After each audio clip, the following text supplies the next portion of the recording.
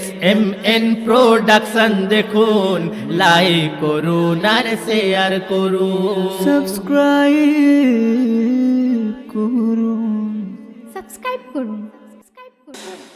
ভাইজান, এক ব্যক্তি এক দরবেশকে জিজ্ঞাসা করেন, আপনি কোথা হতে খাবার পান? তিনি জবাবে বলেন, খোদা তাআলার অফুরন্ত ভান্ডার থেকে, যা কমেও না বাড়েও না। আবার প্রশ্ন, আপনার রিজিক কি আসমান থেকে আসে? তখন দরবেশ বলছেন, আমার কেন, সকলের রিজিক আসমান হতে আসে। আপনি কি জানেন না, আমার আল্লাহ তাআলা কোরআনে ঘোষণা করেছেন, ফিস সামাই রিজকুকুম, আসমান হতে তোমাদের রিজিক আসে। সে ব্যক্তি তখন বলে, বোধ হয় ঘরের দরজা জানলা দিয়ে আপনার রিজিক আসে। আচ্ছা কই এখন শুয়ে পড়ুন দেখি, আপনার রিজিক আপনার মুখে এসে পড়ে কিনা। দরবেশ বলেন, 2 বছর কাল ছোটবেলায় শোয়া অবস্থায় যখন ছিলাম, তখন আমার রিজিক এইভাবে আসতো। সে ব্যক্তিটি বলে, দুনিয়ায় চাষ না করে কাউকে ফসল কাটতে দেখেছেন কি? দরবেশ বলেন, হ্যাঁ দেখেছি। তুমি তোমার মাথার চুল চাষ করনি, কিন্তু তুমি তা কেটেছো। লোকটি বলে, আপনি আসমানে যান, রুজি পাবেন। দরবেশ বলেন, যদি পাখি হতাম তবে আসমানে অবশ্যই রুজি পেতাম। লোকটি বলে, মাটির নিচে কি পাবেন? দরবেশ বলেন, পিঁপড়া হলে নিশ্চয়ই সেখানে খাবার পেতাম। এ সকল জবাব শুনে দুনিয়াদার লোকটি কিছুক্ষণ চুপ করে অনুতাপে চোখের পানি ঝরাতে লাগলেন। দরবেশ বলেন, কারো নিকট কোনো কিছুর আশা করো না, তোমার মালিক আল্লাহর কাছে আশা করো। এমন ভাবে নেক কাজ করো যেন তুমিও আল্লাহ ছাড়া আর কেউ না জানে, তাহলে আমার আল্লাহ প্রকাশ্যে তোমাকে সম্মান প্রদান করবেন। আল্লাহর ইবাদতে নিজেকে যদি ডুবিয়ে রাখতে পারো, তখন আল্লাহর তামাম মাখলুক তোমার খিদমত করতে থাকবে। এই জন্য কোরআনের মধ্যে আল্লাহ বলেছেন, আল্লাহু খারাইনুস সামাওয়াতি ওয়াল আরদ, আসমান জমিন সমূহের খাদ্য ভাণ্ডারের মালিক হলেন আমার আল্লাহ। তুমি আল্লাহর ইবাদত করো, এটাই শরিয়াত। আর তার সন্ধান করার নাম হলো তরিকাত, এবং তার দর্শন লাভের নাম হলো হাকিকাত, এবং তার মধ্যে বিলীন হওয়ার নাম হলো মারিফাত। আর যিনি সত্যের সন্ধান পেয়েছেন, তার কোনো ভয় নেই। সত্য ছাড়া জগতের সমস্ত বস্তু দূর হয়ে গেলেও তার বিপদের কোনো আশঙ্কা নেই। যিনি আল্লাহর নৈকট্য অর্জন করেছেন, তিনি সৃষ্টির কোনো পরোয়া করেন না। তেমন এক আল্লাহর প্রেমী বাদশার কথা আজ আপনাদের সামনে রাখছি, একটু খেয়াল করে শুনবেন। দাসত্ব করার তরে সৃষ্টি করেছে খোদা পাক, দাসত্ব করার তরে সৃষ্টি করেছে। ও সে দাসত্বটা কেমন হবে, ও সে দাসত্বটা কেমন হবে দেখিয়ে গিয়েছে। আমাদের দাসত্ব করার তরে সৃষ্টি করেছে খোদা পাক, দাসত্ব করার তরে সৃষ্টি করেছে। বলক শহরে এক প্রতাপশালী বাদশা যে ছিল,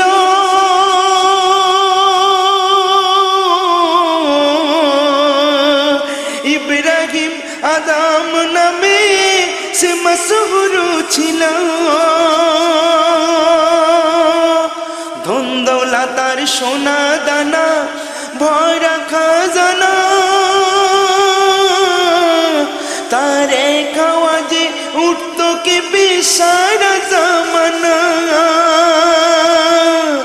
ও সে সোনার চামচ মুখে নিয়ে, ও সে সোনার চামচ মুখে নিয়ে জন্ম নিয়েছে। দাসত্ব কেমন হবে দেখিয়ে গিয়েছে, দাসত্ব কেমন হবে দেখিয়ে গিয়েছে। সোনার খাটে তাজা ফুলের বিছানা করে ঘুমাতো প্রতিদিন বাদশাহ আরাম করে। রোজ ফুলের ঝুড়ি নিয়ে গোলাম বিছানা সাজায়, ভাবি কেমন লাগে দেখি শুয়ে বিছানায়। ও সে শোয়ার সাথে আরামেতে, ও সে শোবার সাথে আরামেতে ঘুমিয়ে পড়েছে। দাসত্ব করার তরে সৃষ্টি করেছে। বাদশা তখন এ দৃশ্য ভাইরে দেখার পরে প্রচন্ড যায় রেগে তখন গোলামের উপরে।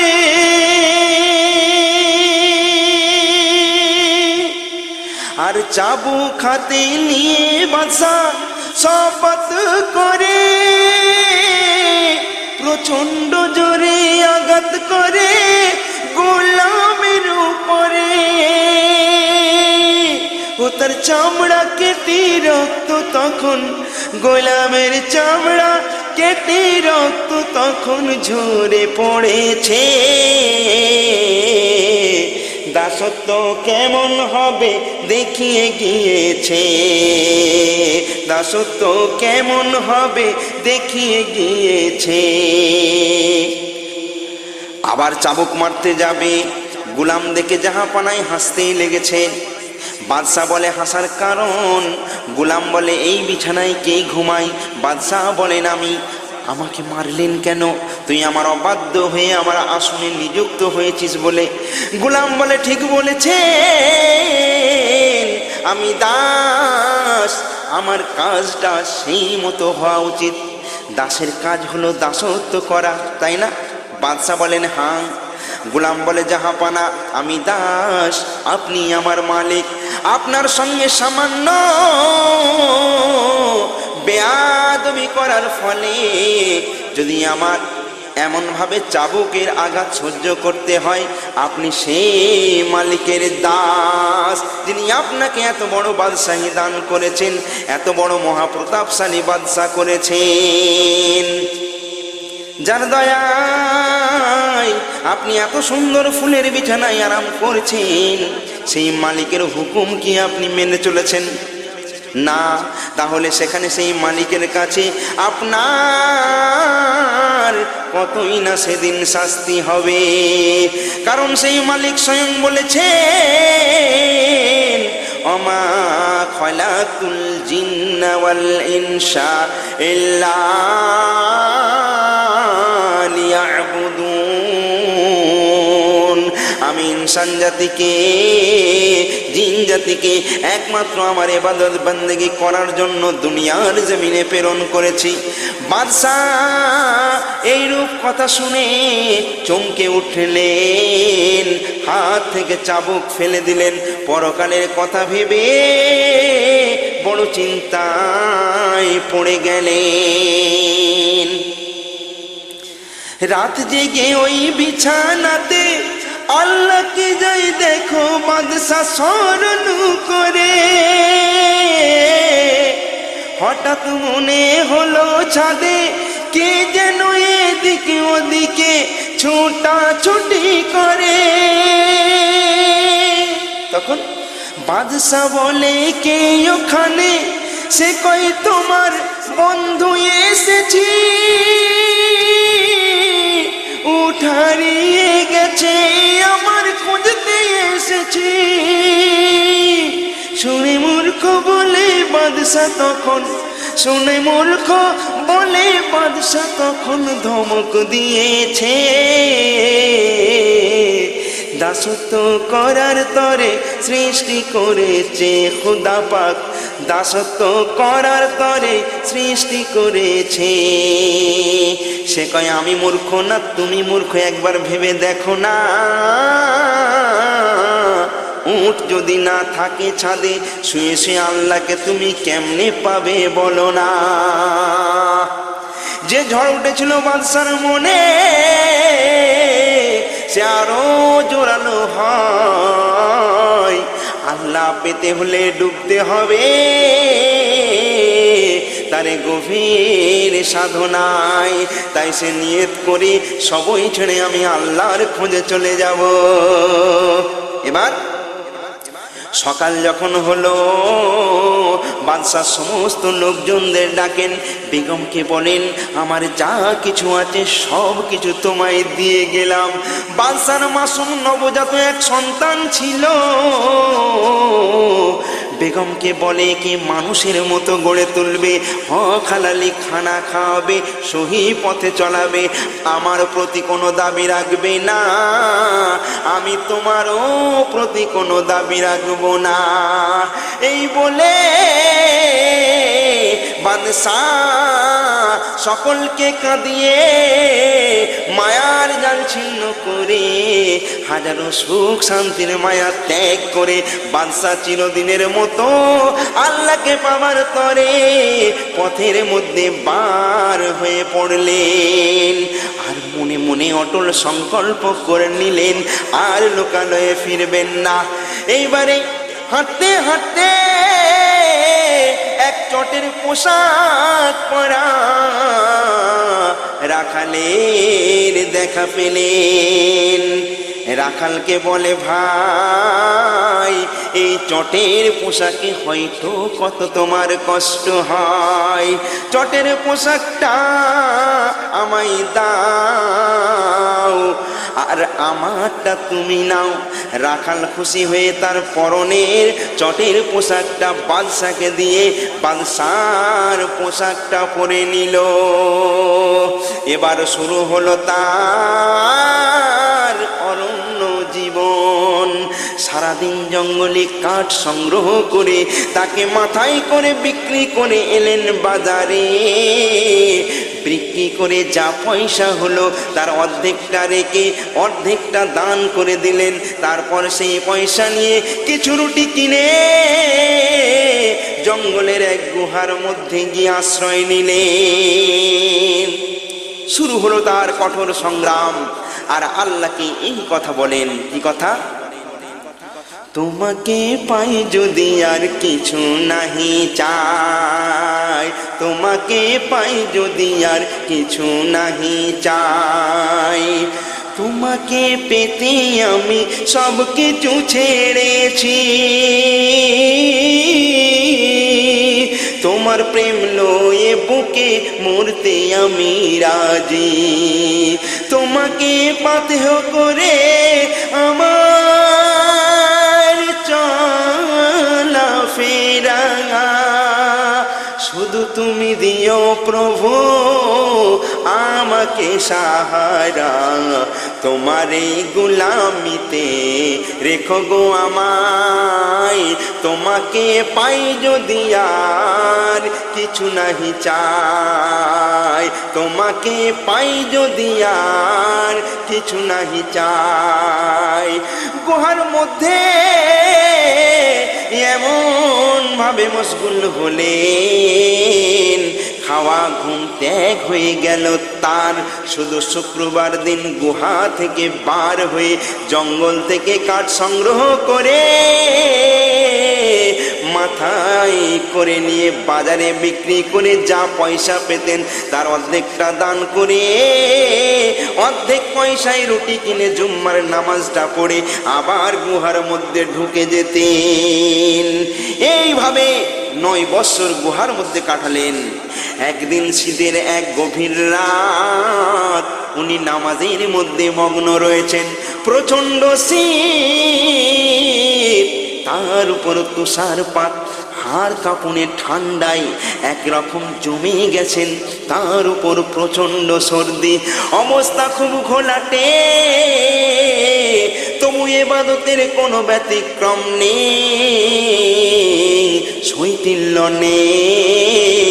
দেহটা অবশ হয়ে গেল, মাথাটা ভারী হয়ে উঠল। এবার হয়তো ইবাদতে বিঘ্ন ঘটতে পারে, আর হয়তো পারবেন না। মনে মনে ভাবেন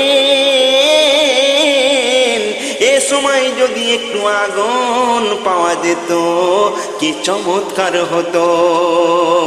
ঠিক তখনই তার মনে হলো কি যেন চামড়ার গরম পোশাক পরিয়ে দিল,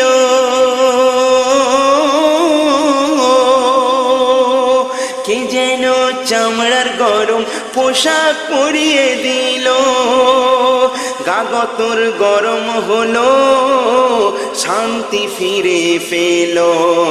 ভাবে এই গরম পোশাক এলো কোথা হতে। দেখে এক বৃহৎ অজগর জড়িয়ে আছে তাকে, শুকরিয়া আদায় করে তারি দরগায়। মহিমা প্রভু তোমার বোঝা বড় দায়, মহিমা প্রভু তোমার বোঝা বড় দায়। দুহাত তুলে কেঁদে কেঁদে বলেন প্রভু আপনার এত দয়া,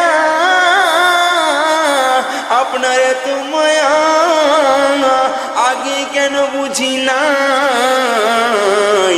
জীবনের কত রাত, কত দিন, কত সময় তোমায় ছেড়ে আমি কতই না ভুল করেছি। যাকে দুনিয়ার মানুষ, যাকে দুনিয়ার মানুষ আপনার ভীষণ গজব স্বরূপ মনে করে, এ মাবুদ আপনি আপনার এ আদনা গুলামের জন্য তাকেই আপনি রহমত স্বরূপ এই গুলামের জন্য পাঠিয়ে দিলেন। দেখতে দেখতে মাথা নিচু করে অজগরটা অদৃশ্য হয়ে গেল। তারপর গভীর সাধনায় ডুবে গোলামি জয় করে ও কেঁদে কেঁদে বুক ভেসে যায়, হবে কি হাসরে। একটা 40 বছর ইবাদতের পরে কেঁদে কেঁদে যায় সে হেঁটে মক্কারি প্রান্তরে। খোদা আর পিপাসাতে মাথা ঘুরে যায়, মাঝে মাঝে লুটিয়ে পড়ে পথেরই ধুলায়, মাঝে মাঝে লুটিয়ে পড়ে পথেরই ধুলায়। আল্লাহর প্রেমিক আশিকের রাসূল পাগলের ন্যায় টলতে টলতে মক্কার পথে হেঁটে চলেছেন। মক্কার দরবেশগণ হযরত ইব্রাহিম আদমের আগমন বার্তা পেয়ে তার জন্য সুন্দর একটা স্টেজ করেছেন, তাকে অভ্যর্থনা জানাবার জন্য রাস্তায় রাস্তায় টহলদারি নিযুক্ত করা হলো। ঝুড়ি ঝুড়ি ফুল নিয়ে হুজুরের জন্য ইন্তজার করেন। চারিদিকে ঘোষণা হয়ে গেল বলকের মহাপ্রতাপশালী বাদশাহ, যিনি সমস্ত কিছু ত্যাগ করে আল্লাহর প্রিয় বন্ধু হয়েছেন, আজ তিনি তাশরীফ নিয়ে আসছেন, তার সম্মানের কোনো ত্রুটি না হয়। প্রত্যেকটি কাফেলাকে জিজ্ঞাসাবাদ চলছে, এই কাফেলার মধ্যে কি হযরত ইব্রাহিম আদম বলকি রয়েছেন? ভাইজান, যে ব্যক্তি খোদার খিদমতে খোদার প্রেমে নিজেকে বিলিয়ে দেয়, তার জন্য আল্লাহর রহমতের দরজা খানা খুলে যায়। দুনিয়ার কোন ইনাম, দুনিয়ার কোন সম্মান সে ভুগে করে না। ঠিক তেমনই হযরত ইব্রাহিম আদম বুঝতে পেরে দল থেকে বিচ্ছিন্ন হয়ে একা একা মক্কার প্রায় সামনাসামনি চলে গেলেন। ঠিক তখনই দরবেশগণের এক সেবক হুজুরকে জিজ্ঞাসা করে বলেন, আপনি কি জানেন এই দূরবর্তী কাফেলায় কি হযরতে ইব্রাহিম আদম রহমাতুল্লাহ আলাইহি তিনি কি আছেন? তখন হুজুর বলছেন, ও অবাধ্য, ওই লোকটির কাছে কি কাজ বলো তোমার?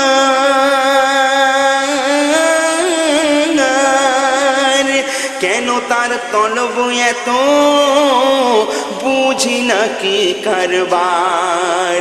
এ কথা শুনে সেবক রাগিয়া সজোরে টেনে এক মারলো ঘুষি মুখের উপরে। আঘাত না সইতে পেরে জমিনে লুটায়, বলে ঠিক সম্মান আজি দিয়েছো আমায়। মেরে সেবক বলছে কি, নিজে অবাধ্য তুমি, অবাধ্য কঙ্কারে। দরবেশ কুল ধন্য হবে জাগারে দিদারে। তখন দরবেশগণ ছুটে এসে বলে, হায় মারলি রে তুই কারে? এসে ইব্রাহিম আদম কেন ধুলায় পড়ে? হযরত ইব্রাহিম আদম বলকে রহমাতুল্লাহ আলাইহি তখন নিজের মনকে বলেন, ওরে আমার শান্তি প্রিয় মন, তুমি আশা করেছিলে মক্কার দরবেশগণ তোমাকে স্বাগতম ওয়েলকাম জানাবে, এই তার যোগ্য পুরস্কার তুমি পেয়েছো। আমার মাবুদ আল্লাহকে অসংখ্য ধন্যবাদ, তুমি যেমনটি চেয়েছো তেমনটি পেয়েছো। সেবক ওই জানতে পেরে মাথায় মাথায় মারে। সেবক ওই জানতে পেরে মাথায় মাথায় মারে। ওরে হাত করলে কি ভুল না চিনে হুজুরে, বলে বেয়াদবির সাজা মোরে দিন। যে হাত হেনেছে আঘাত সে হাত কেটে দিন। হুজুর কয়, বাবা তোমার ভুল তো নাই, ক্ষমা চাইতে হলে চাও তার দরগায়। ভাইজান, আল্লাহ সম্বন্ধে যিনি যত বেশি জ্ঞান লাভ করেন তিনি তত বেশি তার ইবাদত করেন। সে দুনিয়ার কারো কাছে কোনো সম্মান ও সাহায্য প্রত্যাশা করে না। বন্ধু, তুমি কি সেই আল্লাহ পাগল হতে পেরেছো? আল্লাহর সেই ভয় কি তোমার মধ্যে আছে? আল্লাহর পথিক যারা, তাদের দেখলে পাগল মনে হয়, তবে তারা দুনিয়াদারির পাগল নয়, তারা আল্লাহর প্রেমে পাগল। কিন্তু তাদের চেনে কজন? সে চোখ কি আমাদের আছে? হযরত ইব্রাহিম আদম বলকি এক পোশাকে 12 বছর কাটিয়ে দিয়েছেন। আল্লাহর ইশকে এত মশগুল থাকতেন, কোনোদিন পোশাক আশাকের দিকে নজরই দিতেন না। তার একটাই তামান্না, একটাই প্রার্থনা ছিল, কি রাজত্ব চাই না আমি, গোলামি শুধু চাই তোমারি নাম। নিতে নিতে যদি মোরে প্রাণ যায়, তোমার করুণা হতে মোরে বলো না যেতে। তোমার করুণা হতে মোরে বলো না যেতে। আমি বড় অসহায়, যাব কোথায়? আমি বড় অসহায়, যাব কোথায়? রাজত্ব চাই না আমি, গোলামি শুধু চাই গো। ছেঁড়া ময়লা পোশাক পরে নৌকার উপর বাসে চড়ে, নৌকার যাত্রীগণ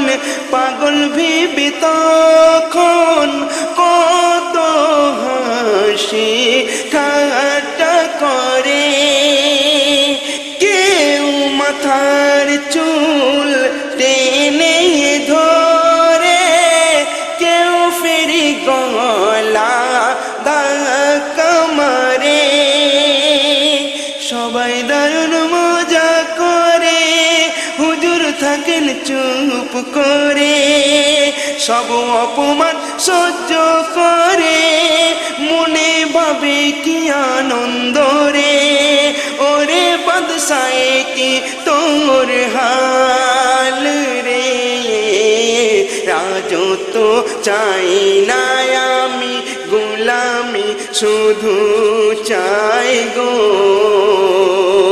হুজুরের লম্বা লম্বা চুল, ছেঁড়া ফুটা পোশাক দেখে কেউ ধাক্কা মারে, কেউ চুল ধরে জোরে জোরে টানে, কত লাঞ্ছনা গঞ্জনা দেয়, কিন্তু হুজুর নীরবে সহ্য করেন। কিন্তু তা দেখে দরিয়ার পানি সহ্য করতে পারে না। তখন দরিয়ার পানি তুলে ওঠে, তুফান নৌকা দুলতে থাকে, একজন কান ধরে টেনে বলে তারে, নদীতে ঝাঁপ দিতে হবে তোকে। কেন? তোকে ফেলে দিলে তবে নৌকা মোদের হালকা হবে, টানা হিজড়া করে মন কান যেন তার ছিঁড়ে নেবে, বেসামাল হয় মাঝির হাল রে, রাজত্ব চাই না আমি, গোলামি শুধু চাই গো। মাঝি বলে আর বাঁচার লাইন নেই, মৃত্যু অনিবার্য, কাঁদো বাবা কাঁদো, আর যে যার মালিককে স্মরণ করে ডাকো, মুহূর্তে কান্নার রোল পড়ে যায়, চিৎকার শুরু হয়ে যায়। হুজুর ইব্রাহিম আদম যাত্রীদের বলেন, আমার মাবুদ আল্লাহ এমনটি করতে পারবেন না, ধৈর্য ধরুন আমার মাবুদ আল্লাহকে ডাকুন।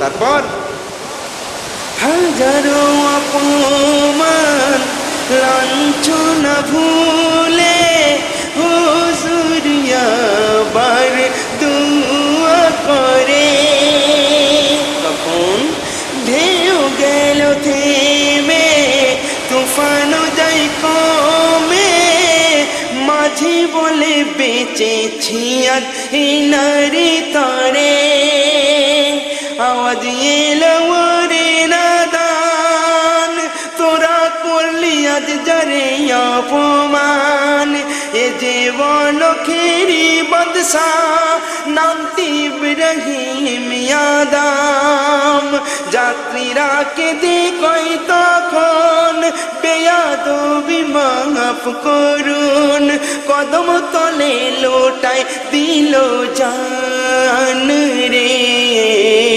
রাজত্ব চাই না আমি, গোলামি শুধু চাই গো। সবাই বলা বলি করে, ইনি কি বলকের মহাপ্রতাপশালী বাদশা না অন্য কেউ? আজ সেই বাদশা যারা তার পায়ের ধুলি কণারও যোগ্য নয়, আজ তাদের ওই হাতে অন্যায়ভাবে কত লাঞ্ছনা, কত গঞ্জনা, কত অপমান অপদস্থ হলেন, সমস্ত কিছু নীরবে সহ্য করে নিলেন, কোনো প্রতিবাদ জানালেন না, কোনো বদদোয়া করলেন না, বরং খুশি মনে আদর করে ভালোবেসে বুকে টেনে নিলেন। ভাইদান, একটা কথা মনে রাখবেন, আল্লাহকে যে ভয় করে তার বাক্য শক্তি কমে যায়। আল্লাহ যাকে ভালোবাসে তার উপর নানা রকম বিপদ আপদ আসে। এর কারণ আল্লাহ দেখেন আমার বান্দা আমার উপর কতটা নির্ভরশীল, আমার উপর অটল থাকে নাকি শয়তানি স্রোতে ভেসে যায়। হুজুর ইব্রাহিম আদম বলেন, পার্থিব জীবনে দামি পোশাক ও সুখাদ্যের প্রতি আসক্ত হয়েও না, তাহলে জান্নাতি লেবাস ও জান্নাতি খানা হতে বঞ্চিত হবে।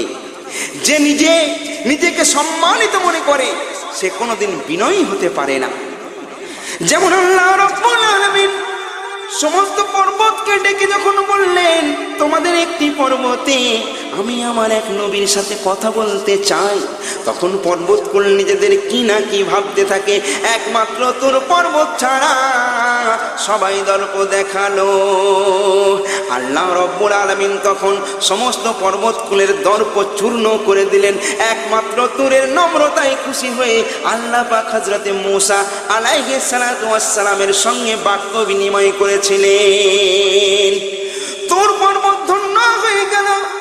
তাই বলি আল্লাহ পাকের কাছে নম্রতা প্রকাশ করো, দাস হয়ে তার ঠিকঠাক দাসত্ব করো, আর তিনি যা নিষেধ করেন তা থেকে বিরত থাকার নামই হলো বিনয়। যাক, এদিকে আসুন। বাসা দিনের পর দিন অনাহারে উপোস করে আল্লাহর ইবাদতে মশগুল রয়েছেন, কোনো খাবার জোটেনি।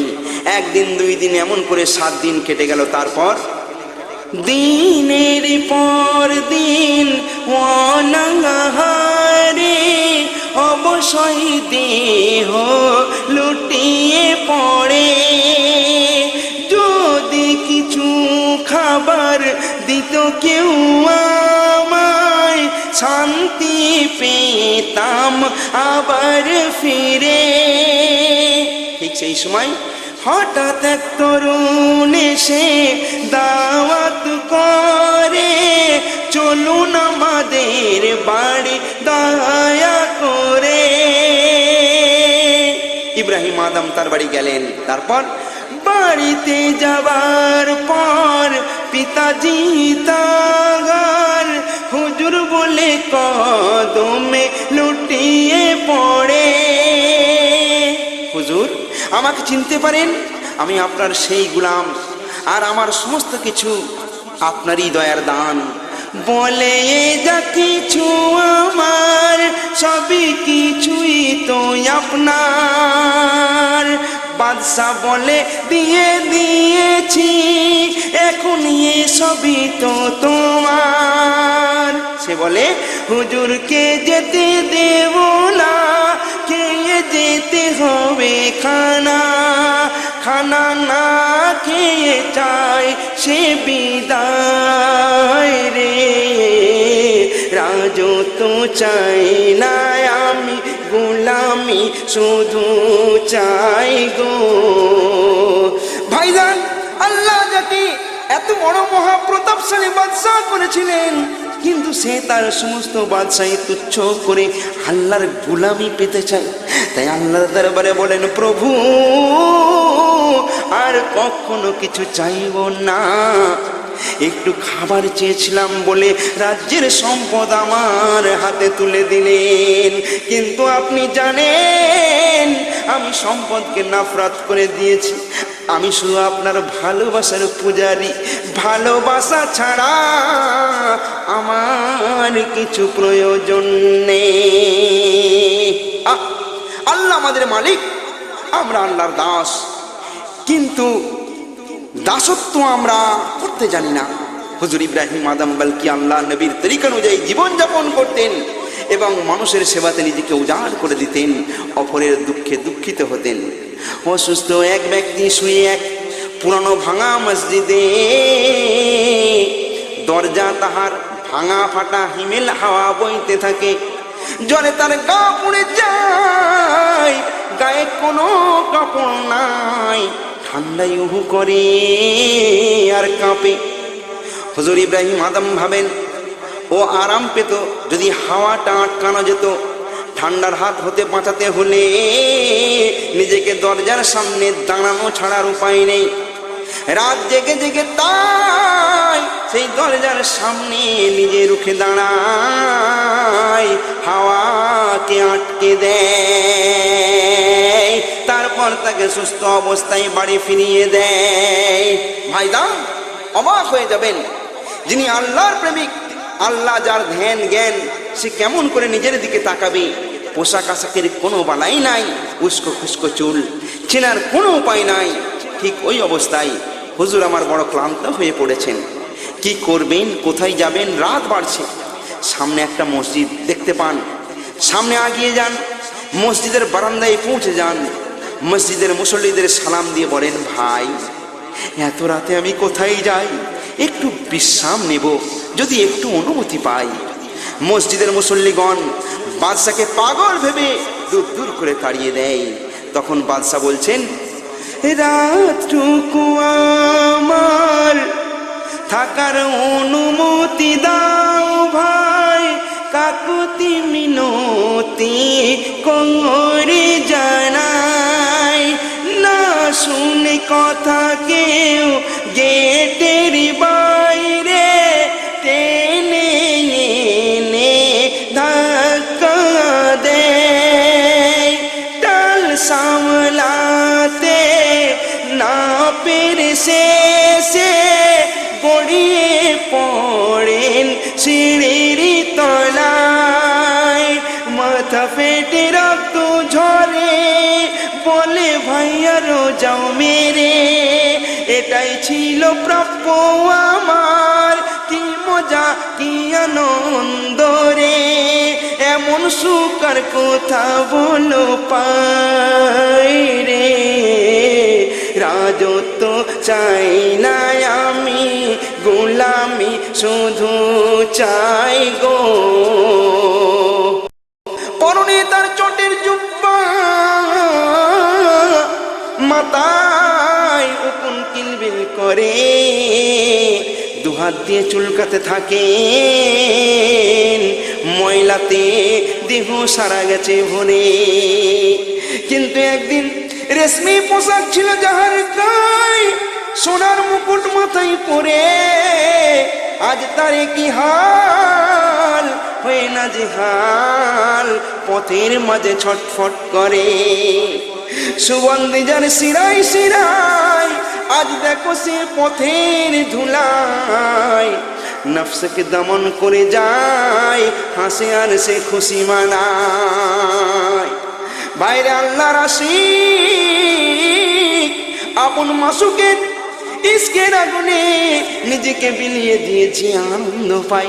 সে আনন্দ জান্নাতি হুর গেলে মাদের আমোদ অপেক্ষা অধিকতর সুখ ও আনন্দজনক হয়ে থাকে।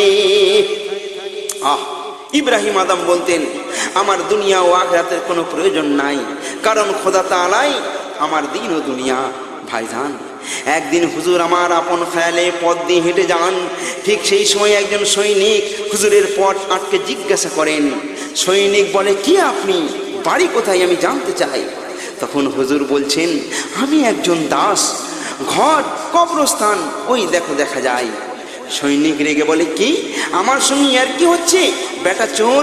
এই বলে কোমরে দড়ি বেঁধে টানতে টানতে মারতে মারতে নিয়ে যাচ্ছে। এমন সময় কে যেন ছুটে এসে বলছে, ওরে ও সৈনিক, তুই কি করছিস, তুই কি চিনিস, এ হচ্ছে বড়কের অধিপতি, আঘাত করলি তার গায়েতে। সৈনিক ভয়ে কি করবে আর খুঁজে পাচ্ছে না।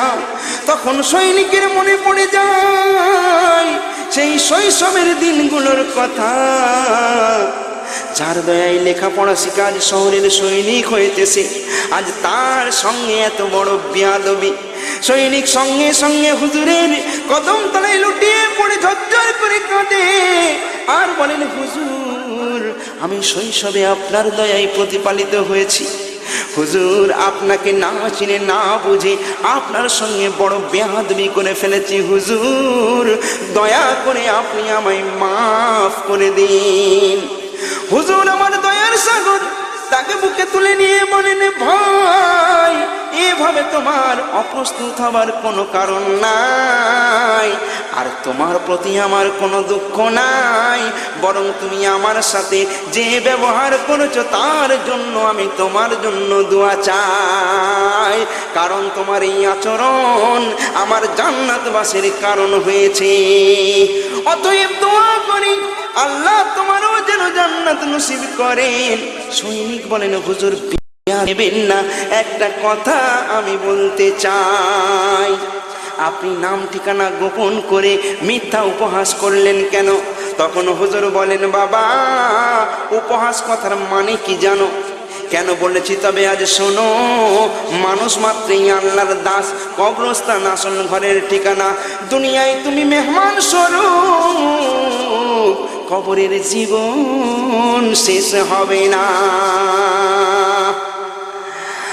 আর কবর তোমার আসলি ঘর, বাকি সব কিছু তোমার পর।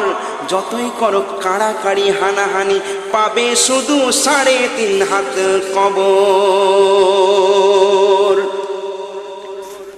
ভাইজান, দুনিয়ার মোহ ত্যাগ করো, জাহান্নামের আগুন থেকে বাঁচো, আর অন্যকে বাঁচার পথ দেখাও, তাহলে আল্লাহ তোমার পথটা সহজ সরল করে দেবেন। তাই কবি বলছেন, দমে দমে নাও তুমি সুবহ শাম, পবিত্র মধুর আল্লাহ নাম। এ নামই তোমার মঞ্জিল মুকাম, এ নামে তৃপ্তি রহম করম।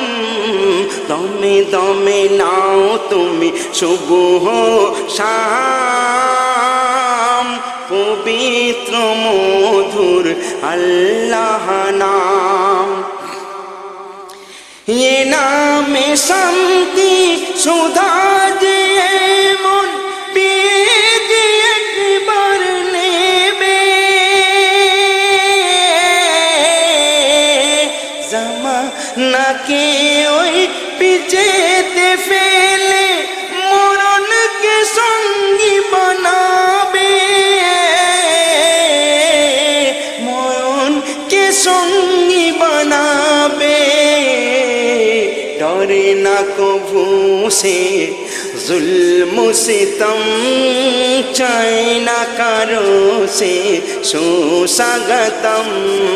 दमे दमे नाओ তুমি শুভ শাম, পবিত্র মধুর আল্লাহ নাম।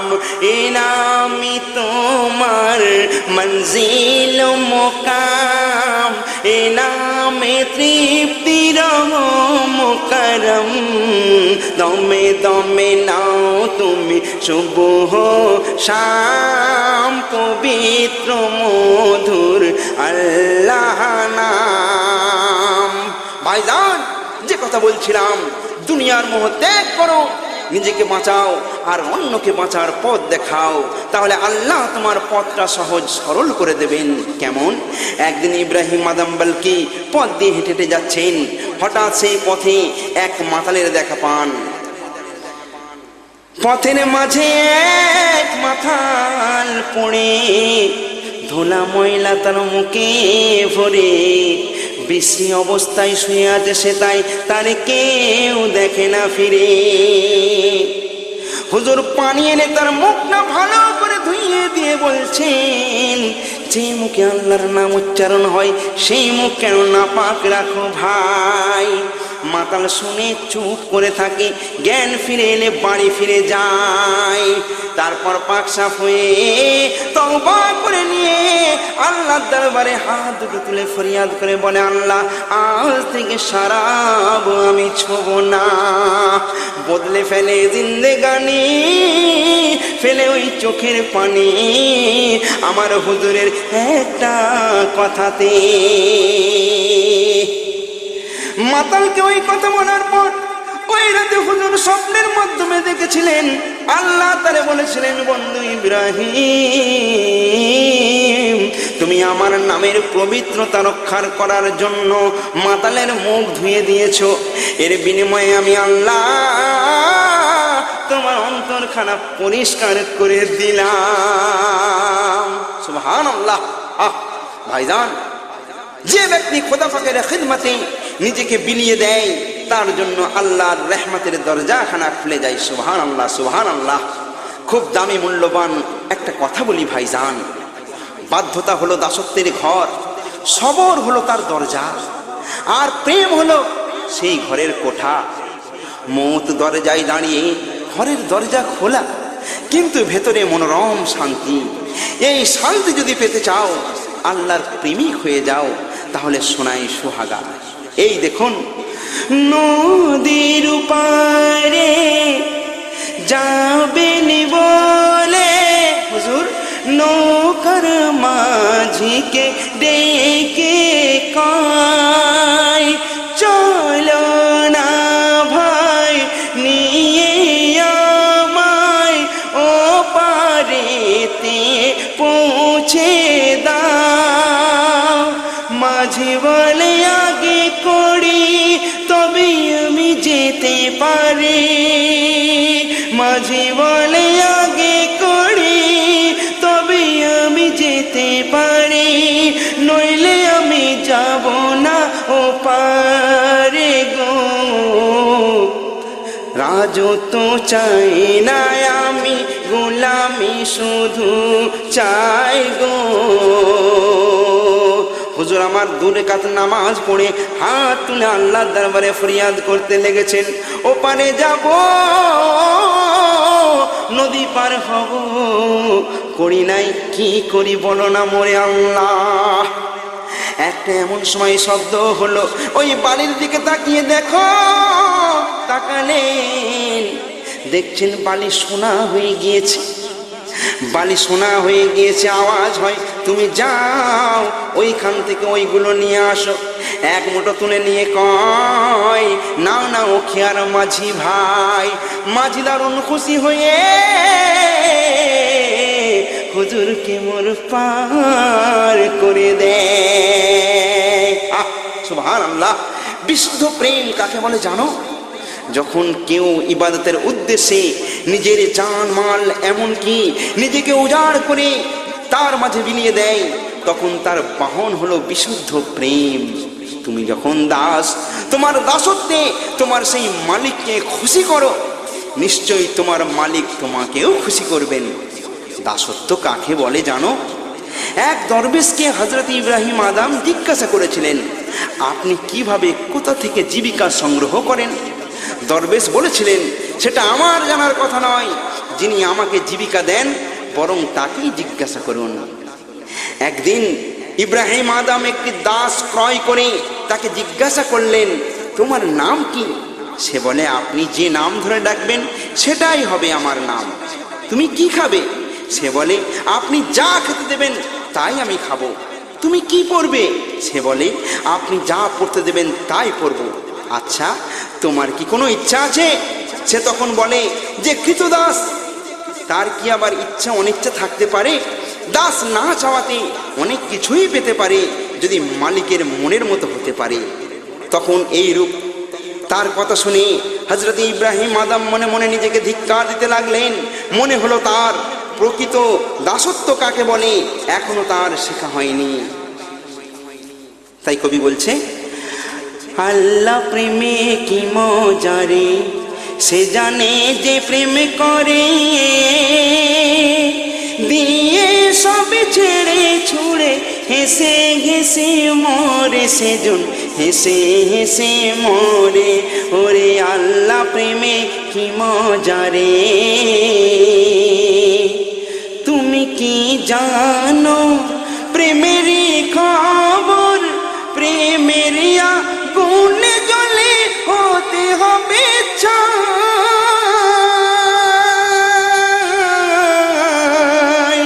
সে প্রেম নইলে কভু না মেলে, আল্লাহর আনাগোনা ঈমান জজমাই।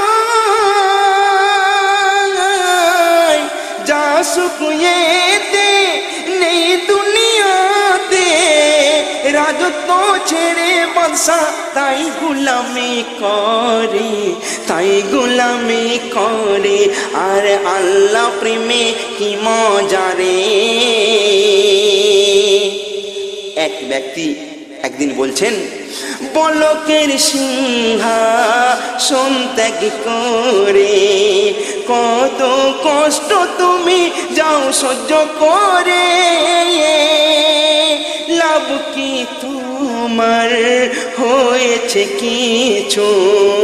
ফকিরি পথ ধরে। তখন কথা না বলে হাতের ছুঁচ দেই নদীতে ফেলে, কথা না বলে হাতের ছুঁচ দেই নদীতে ফেলে, বলে ছুঁচটা তুমি তুলে দাও আমারে, তুলে দাও আমারে। আর আল্লাহ প্রেমে কি মজা রে। লোকটি বলে তা কি করে সম্ভব? হুজুর বলেন কেন? এবার নিজে ইশারা করলেন নদীর দিকে।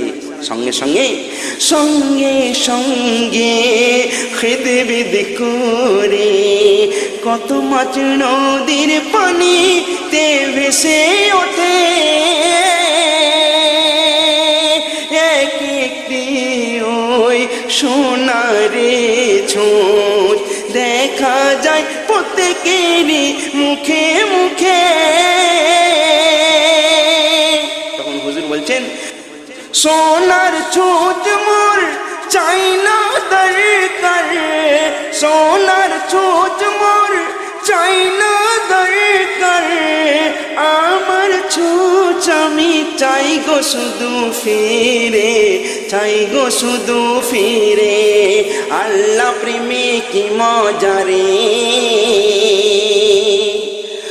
অপর এক মাছ বলকি মেরে ছুঁচটা মুখে করে দিল কিনারে।